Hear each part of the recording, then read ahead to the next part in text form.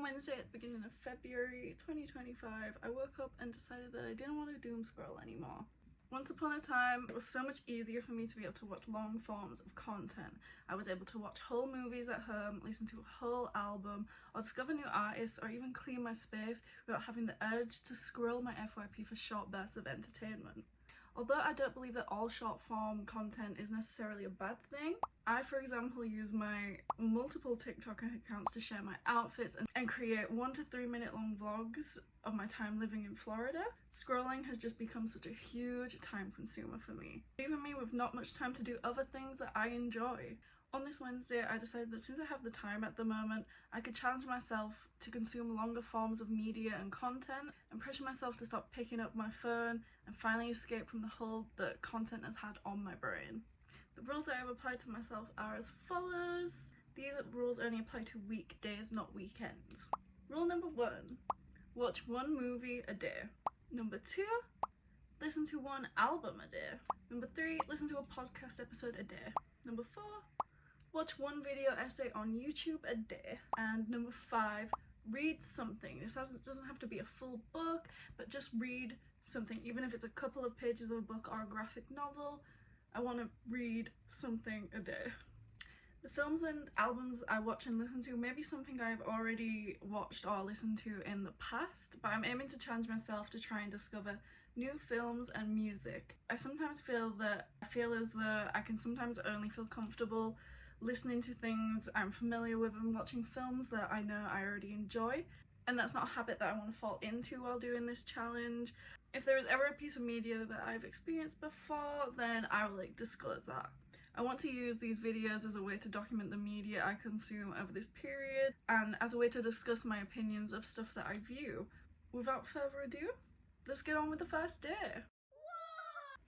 On the first day, I actually listened to an album and an EP by the same artist. They were the EP Greatest Hits from 2024 and the album January Never Dies from 2023, both by Balming Tiger. I listened to both of these while I was on a walk during the morning, and I found both the EP and the album very enjoyable.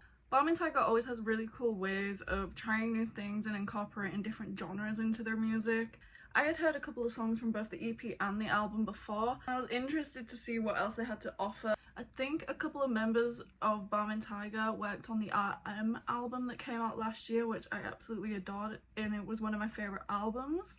And I can definitely tell that they did because some of the songs had very similar vibes to a few of the songs from that album. My favourite songs from Greatest Hits EP were Big Butt and Spirit Chaebol. My favourite from January Never Dies were Buri Buri, Body Coat, Sexy Nukim, and Up.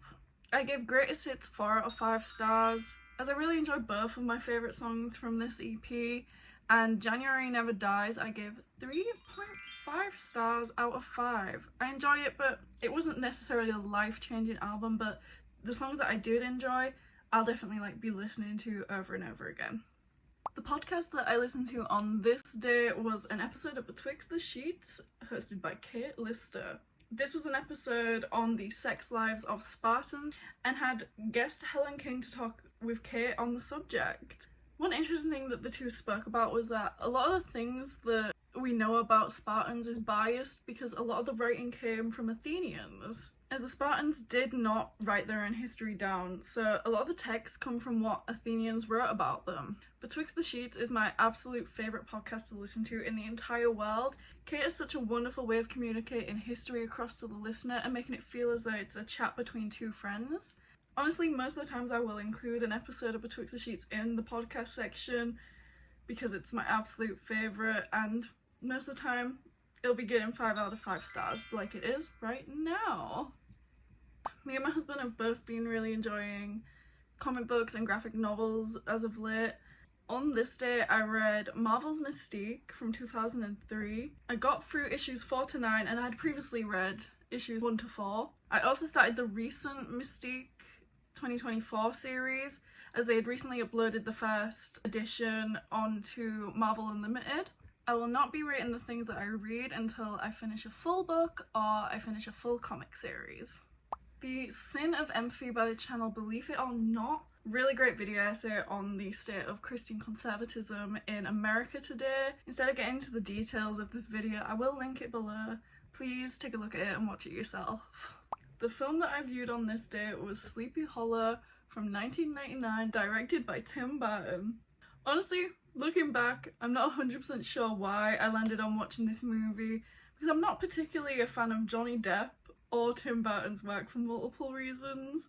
It really was just an okay film. It had that Tim Burton gothic-esque aesthetic that you can really expect with any film that you watch directed by him, which isn't something that I hate. If I was to pick a film starring Johnny Depp that had a similar vibe to this, I would much rather watch Sweeney Todd. This film was on my watch list on Letterboxd. I believe that I added it when I was searching for movies that I hadn't watched before with a similar vibe to Nosferatu from 2024. It did have a gothic vibe, but it had much more of a historic fantasy vibe when it came to the set design and costuming. This movie was watchable, and I did enjoy my time watching it, but it's not necessarily a film that I will be watching again, especially anytime soon. 2.5 stars out of 5. The album I listened to on Thursday was Me, Stranger from 2024 by Minsu. This artist came up on my Spotify suggested artist, and I simply just listened to it on a whim, and I'm glad that I did. This is a whimsical indie pop album with slow-paced songs with lyrics that are sung beautifully by Minsu. Part of the reason that I wanted to make sure that I listened to albums during this challenge was to make sure I was discovering new artists and new sounds that I wouldn't have found otherwise, as I would listen to the same songs I was familiar with or the same artists I was familiar with over and over again. So I'm thankful that I made myself explore more stuff like this, as I likely wouldn't have listened to this album if it wasn't for this challenge. My favourite songs for this album were The Smell of Your Cigarettes, I Miss You But Okay. Overall, this album gets a 3 out of 5 for me because I really enjoyed it, but the album wasn't necessarily my vibe as a whole. I really believe that Batuka Street has to be my favourite podcast ever, because on this day I listened to another episode. The episode was called Who Was Lilith, the semen-stealing first wife of Adam. Such a wonderful, amazing title. Of course you can't not listen to something with a title like that. Sarah Clegg joined Kate Lister to discuss this topic. I was actually super interested in this episode because I had heard some things about the story of Lilith, but not looked into it, and was actually unsure if it was a real ancient story or a product of modern storytelling. But to hear two historians discuss the story of Lilith and her origins dating back to 4,000 years ago, it was incredibly interesting to find out more. Definitely another 5 out of 5 stars for this episode. To be totally honest with you, I didn't get a chance to do much reading on this day, but I did manage to get a few pages of a new graphic novel that my husband had recommended to me. The title is The One Hand in the Six Fingers by Dan Waters. My husband recently read it and recommended that I should read it too. I only did get a few pages into it for this day, but so far it's good. I'm excited to get into the rest of it. I was very excited when I saw the title of this video essay, The 9-Month Cruise, TikTok's Insane Reality TV Show by Pinely. I was obsessed with the 9-Month Cruise when it first became a thing on TikTok. I remember telling literally everyone in my life about how crazy I thought the whole idea was. Ultimately, as the cruise continued and the content that people were posting about it got less and less, I lost interest. So to see the video essay summarising the whole cruise, its happenings, and the aftermath of it was really fun to view. Please check out the whole video if you are interested. It is linked in the description. Okay. So on day 2, I may have come across the worst movie that I've possibly ever seen in my life. So one of the ways I choose which movie I want to watch is to use a movie randomizer website. This way I basically know nothing about the movie and I just sit down and watch something. The randomizer chose a movie called The Pest from 1997, directed by Paul Miller. This movie is god-awful. It is an agonizing 82 minutes filled with the worst kind of crude bodily function-based humor, racism, sexism, homophobia, which makes me feel that just watching it has made me a worse person than what I was before viewing this awful piece of media. Even back in 1997, I did not understand how a movie like this was released. If I could go back in time and stop myself from watching it and make myself press randomize one more time on the movie randomizer website, I would. There's not a single positive that I can come up with for this movie, and I just pray that I have better luck next time when it comes to using this movie randomizer. 0 out of 5 stars.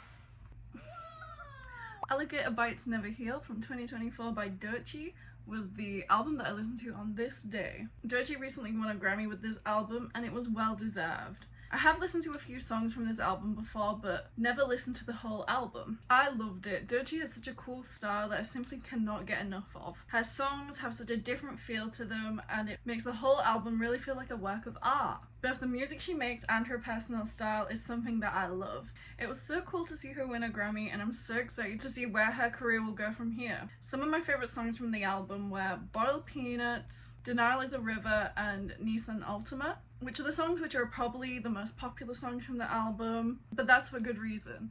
I would rate this album 4 out of 5 stars. I listened to a different podcast on this day, but it is another one of my favourites, A Bit Fruity with Matt Bernstein. A Bit Fruity with Matt Bernstein is a great podcast that discusses politics and pop culture. This episode is a great example of what the whole podcast is really about. The title was How Conservatism Infiltrated Pop Culture. It discusses that since the election there has been an image of what MAGA youth has emerged. It's young white men and young white thin blonde women attempting to look like 1980s old money, yet dressed in the fast fashion brands of today. I would really recommend this episode and the podcast as a whole. 5 out of 5 stars. Me and my husband went to our local library and signed up for library cards on this day. I think I mentioned on one of the past days we both have been really getting back into reading, so it seemed like a really good idea to get library cards and support our local library. I picked up the book Monsters, She Wrote, The Women Who Pioneered Horror and Speculative Fiction by Lisa Kroger and Melanie R. Anderson. I only got about 20 pages into this book so far, but I'm absolutely loving it. I'm hugely interested in both women's history and horror, so I'm excited to get into the stories of these women who are responsible for making horror what it is today. I also absolutely love the illustrations that are featured in this book. I won't be rating the book until I've finished it, but I can already tell that it'll probably have a high rating. Is Our Pursuit of Beauty Making Us Lonelier? By Jordan Teresa. Discusses the points brought up by the Dazed article, Is Anyone Having Sex After Their 12-Step Nighttime Skincare Routine? By Serena Smith. As well as other points based around these questions. She brings up some great points. The pressure that is put on women to feel a certain way is causing us to lose connection with the people most important around us. She brings up how beauty routines are becoming ridiculous, such as the viral videos of The Morning Shed, which I have always found crazy. If you're interested in this topic, I would really recommend giving her video a watch. I've linked it down below. I watched Pretty in Pink from 1986, directed by Howard Dutch. I definitely needed a movie that I knew I would enjoy after the disaster of the last film. Surprisingly, I did pick this movie using the same movie randomizer. I did it a couple of times until I came across something that I hadn't seen, but essentially could guarantee that I would enjoy. Pretty in Pink is a coming-of-age movie that follows the weird, quirky girl and her struggles of life and romance. This movie is great as it covers the subjects of living on the poverty line and what that means for your high school experience. Andy is very fashionable, and the costuming for all of this movie is great. Especially Andy's costumes are really creative, as part of her character is that she does not have much money, but she's extremely creative when it comes to her wardrobe.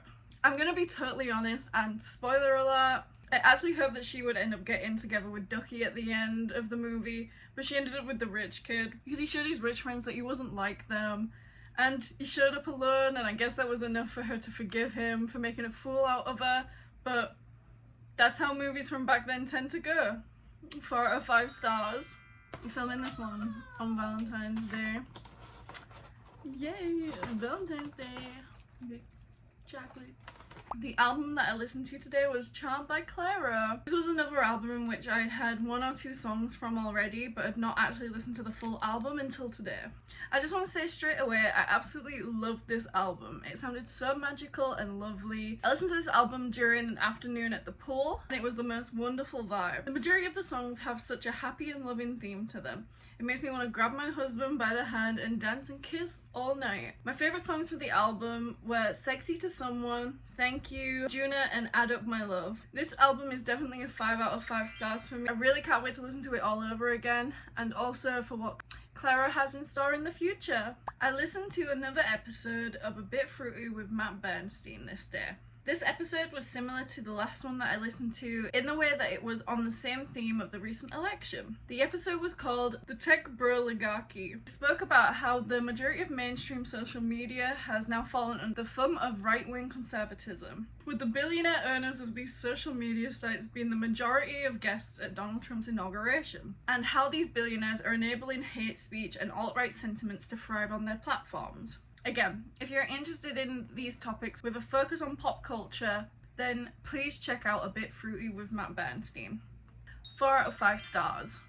I'm continuing to work my way through Monster, She Wrote, The Women Who Pioneered Horror and Speculative Fiction by Lisa Kroger and Melanie R. Anderson. I'm about 15% way through this book and my opinion hasn't changed since the day before. So far the authors that have been covered are Margaret Cavendish, Anne Radcliffe, Mary Wollstonecraft Shelley, Regina Maria Roche, Mary Ann Radcliffe, and Charlotte Dacre. There's plenty more women for me to learn about in the rest of the book. I'm really looking forward to finishing it off. I watched a deep dive into the impact of 9/11 on pop culture by Culture Kitsch. As you've probably guessed, I'm quite interested in how different world and political events affect different parts of our culture and specifically pop culture, as it's something that is hard to avoid that affects how we interact with the world. This video essay was a great look into how pop culture was affected by the events of September 11th. I did not know a lot of the information included as I was only one. It was very informative to find out how it affected different forms of media and how it is still affecting it today. Check it out for yourself, the link is in the description below.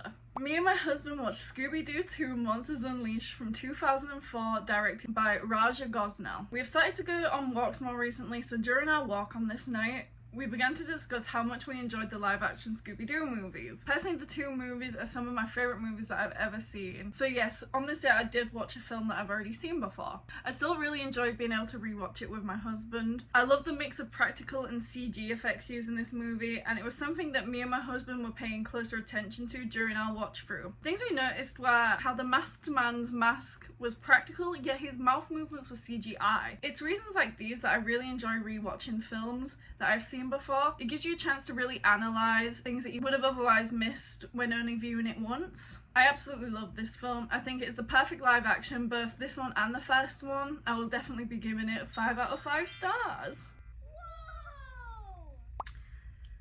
I listened to This Is How Tomorrow Moves from 2024 by Bieber Doobie. I haven't really listened to her music before, but I am familiar with her. It's mostly through snippets of her music from TikTok. I really enjoyed this album, and listening to it made me feel like I was discovering an artist that I will continue to listen to. I was actually a little bit disappointed in myself for not engaging in her music earlier. My favourite songs from this album were Take a Bite, A Cruel Affair, Real Man, Girl Song, and The Man Who Left Too Soon. As you can tell, there were a lot of songs that I really enjoyed. This is really an album with no bad songs, and I will definitely be listening to it again. 5 out of 5 stars. The podcast that I listened to today was Maintenance Phase, RFK Jr. and the Rise of the Anti-Vax Movement, Part 1. I started this podcast a few weeks back but only got about 10 minutes through, so when I went to check to see if Maintenance Phase had uploaded a new episode, I scrolled down and saw that I hadn't listened to most of this one. I found this episode really interesting as I was unaware of how the rise of the anti-vax movement had started and how people could even fall into believing that vaccinations were bad. The hosts really go into great detail of discussing the history of vaccinations and the scandals that came out about them, starting all the way back to when they were first introduced to the general public. The scandals are often untrue or a result of other factors and not the vaccines themselves. The hosts of Maintenance Phase do a much better job of explaining and going into deeper detail, so please give it a listen. I would definitely give this episode 5 stars. I hope that this doesn't start to get boring, but I read more of Monster, She Wrote, The Women Who Pioneered Horror and Speculative Fiction by Lisa Kroger and Melanie R. Anderson again on this day. I am getting to be about halfway through this book, and I'm really loving it. I'll usually read a little bit while I'm by the pool in my neighbourhood, and that's usually when I get a few sections of it read. The next women that I've read about are Elizabeth Gaskell, Charlotte Riddle, Amelia Edwards, Paula E. Hopkins, Vernon Lee, Edith Wharton, Marjorie Bowen, and L.T. Mead. I watched the video essay, Ye's Dark Guna Misogyny, the Guna to Alt-Right Pipeline by Ozymandias. This was a super short video essay of the evolution of Kanye West's views on women and how it links to his descent into the alt-right. I personally found it a very interesting idea that his view of women and sex work has led him down a path leading him to how he acts now. I would definitely recommend giving this a watch. I will link it below. I went to the theatre with my husband and my friend on this night to go see the new animated movie Dogman from 2025, directed by Peter Hastings. This was a pretty short movie, only about 90 minutes long, but it's 90 minutes of pure fun. At several points during the movie, me and the people who I went with did not know what was going to happen next. I absolutely love this style of animation. I love the way that it mixes 2D and 3D together. It just feels so nostalgic. This movie had a lot of laughs that did not feel totally catered to young children, which I enjoy as a fan of animation. It had heart. It felt like the people making it cared for what they put out into the world, and it was such an easy watch. One that you do not have to think too much about. I've given this movie 4.5 stars as I really loved it, but again, it's a children's animated movie. You don't necessarily have to invest yourself into it too much. This was the last day of my first week of documenting my media diary. I really hope that you've enjoyed listening to me yap about what I've watched, listened to and enjoyed over the last week. If you have, please give this video a like and comment with suggestions of things that I should check out. If you want to join me on this journey and keep up with what media I'm consuming, then please subscribe. I've linked my social media, TikTok, Instagram, Letterboxd, Shelf in the description below, and I'll see you in the next one. Bye bye. Oh my god, is this the... Oh no, it's the one where Gordon's stuck. I thought it was the one where like the guy's like stuck in the warehouse abandoned for years.